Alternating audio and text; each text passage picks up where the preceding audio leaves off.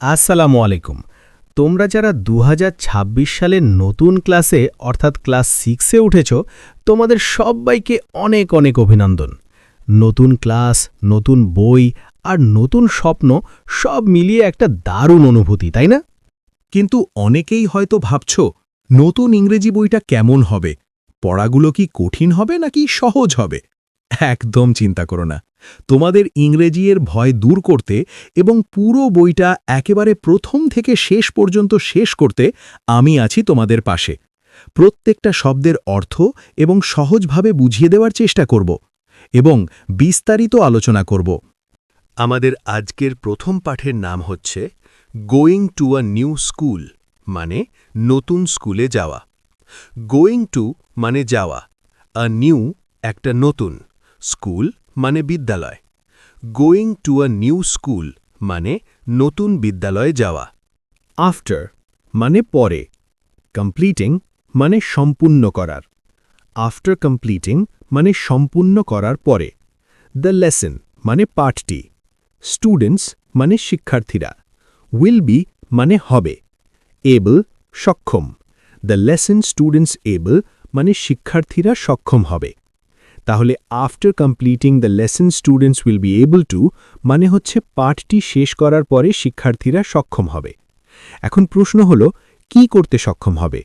Read মানে পড়তে, and মানে এবং, আন্ডারস্ট্যান্ড মানে বুঝতে। রিড অ্যান্ড আন্ডারস্ট্যান্ড মানে পড়তে এবং বুঝতে সক্ষম হবে। এখন প্রশ্ন হল, কি পড়তে এবং কি বুঝতে সক্ষম হবে? সেটা হচ্ছে টেক্সট মানে লেখাগুলো। লেখাগুলো পড়তে এবং বুঝতে সক্ষম হবে। রিড অ্যান্ড আন্ডারস্ট্যান্ড টেক্সটস মানে হচ্ছে লেখাগুলো পড়তে এবং বুঝতে সক্ষম হবে। টক মানে কথা বলা, অ্যাবাউট মানে সম্পর্কে, পিপল মানে জনগণ বা মানুষ। টক অ্যাবাউট পিপল মানে হচ্ছে মানুষ সম্পর্কে কথা বলতে। প্লেসেস মানে স্থান বা জায়গা, অ্যান্ড ফ্যামিলিয়ার অবজেক্টস এবং পরিচিত জিনিস। ইন শর্ট মানে সংক্ষিপ্ত, অ্যান্ড মানে এবং, সিম্পল মানে সহজ, সেন্টেন্সেস মানে বাক্য। Talk about people, places, familiar objects, in short and simple sentence মানে হচ্ছে ছোট ও সহজ বাক্যে মানুষ, জায়গা এবং পরিচিত জিনিস সম্পর্কে কথা বলতে সক্ষম হবে। এখন তোমাদের মনে প্রশ্ন আসতে পারে, আমি এইগুলো থেকে শুরু করছি কেন? এখন আমি বলবো, তুমি যদি ইংরেজিকে জয় করতে চাও, ইংরেজিতে ভালো রেজাল্ট করতে চাও, তাহলে তোমার প্রত্যেকটা চ্যাপ্টারের প্রত্যেকটা ইউনিটের যত শব্দ এবং শব্দের অর্থ আছে ভালোভাবে আয়ত্ত আনতে হবে। তারপরে তুমি একটা ভালো রেজাল্ট করতে পারবা। আমি চাই আমার স্টুডেন্টরা সব সময় এগিয়ে থাকুক সবার থেকে। শুধু আমি একটা কথা বলবো, তোমরা কখনো হাল ছেড়ে দেবে না, সব সময় চেষ্টা করবে। এই চেষ্টাই তোমাদের ভালো কিছু অর্জন করতে সাহায্য করবে।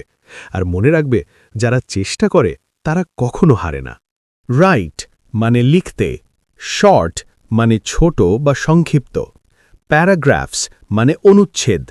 রাইট শর্ট প্যারাগ্রাফস মানে হচ্ছে ছোট অনুচ্ছেদটি লিখতে সক্ষম হবে।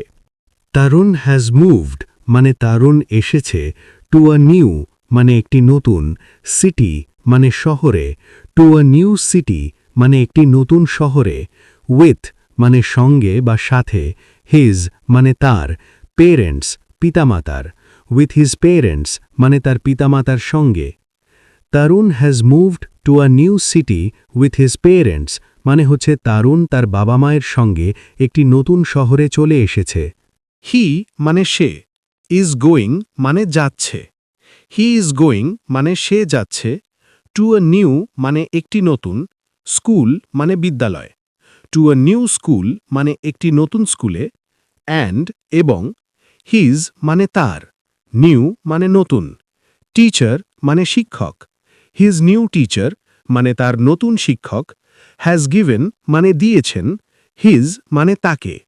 দ্য ফলোয়িং মানে নিম্নে বর্ণিত বা নিচের, ফর্ম মানে ফর্ম, টু ফিল আউট মানে পূরণ করা। He is going to a new school and his new teacher has given him the following form to fill out. এর মানে হচ্ছে, সে একটি নতুন স্কুলে যাচ্ছে এবং তার নতুন শিক্ষক তাকে নিচের ফর্মটি পূরণ করার জন্য দিয়েছেন। হিজ মানে তার, টিচার শিক্ষক, হিজ টিচার মানে তার শিক্ষক, ওয়ান্টস মানে চান।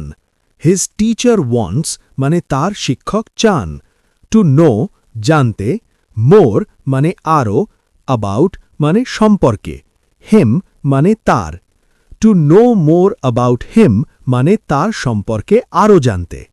তাহলে his teacher wants to know more about him এর মানে হচ্ছে তার শিক্ষক তার সম্পর্কে আরও জানতে চান।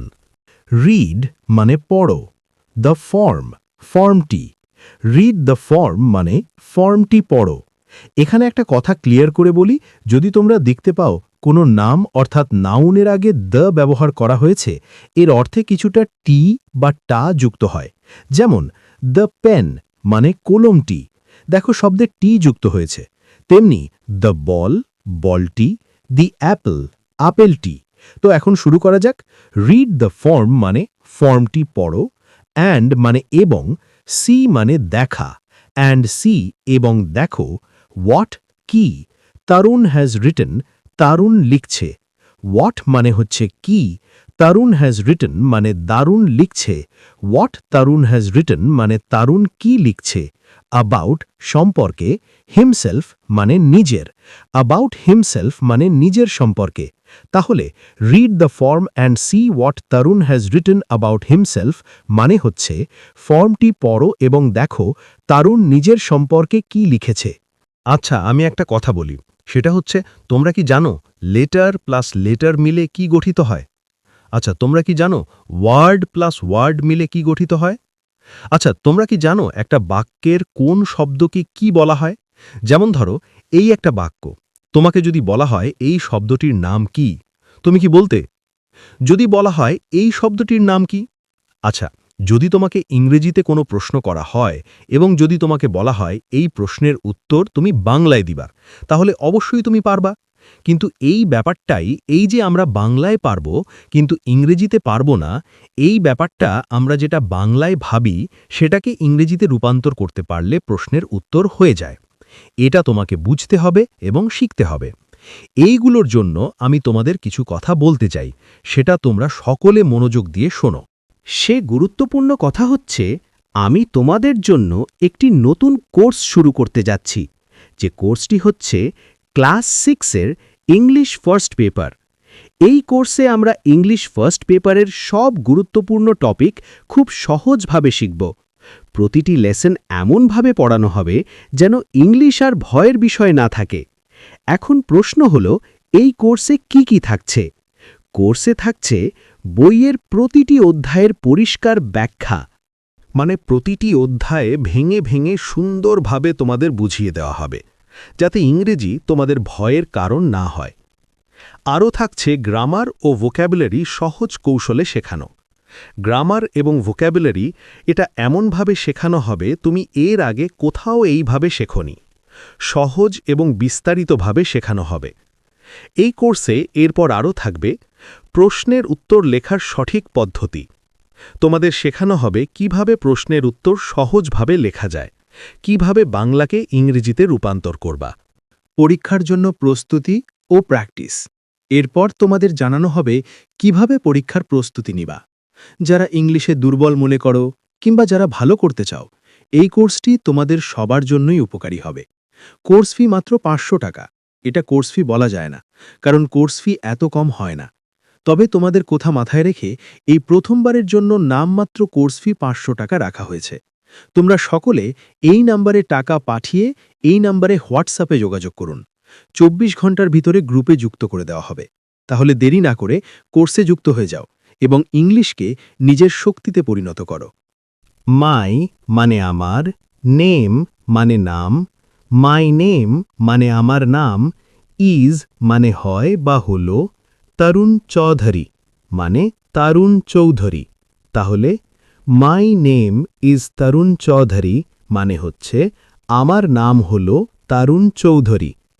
তোমরা তোমাদের নোটবুক কিংবা গাইডে দেখবে যে এই হলো বা হয় এই কথাটা থাকে না, মানে বাক্যটা এভাবে থাকে, আমার নাম তরুণ চৌধুরী।